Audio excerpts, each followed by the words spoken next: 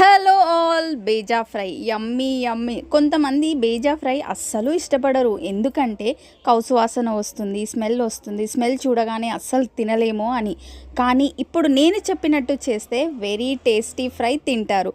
ఒక ప్యాన్లో water boil చేయాలి. ఆ వాటర్లో బేజాని కూడా వేసి ఒక 2 to 3 minutes బాయిల్ చేయాలి.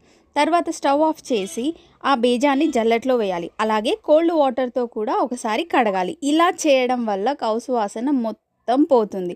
ఇప్పుడు ప్యాన్లో ఆయిల్ వేసి వేడి అయ్యాక బేజాని వేయాలి. కొంచెం ఫ్రై అయ్యాక అల్లం వెల్లుల్లి పేస్ట్, పసుపు వేసి పచ్చివాసన పోయే వరకు ఫ్రై చేయాలి.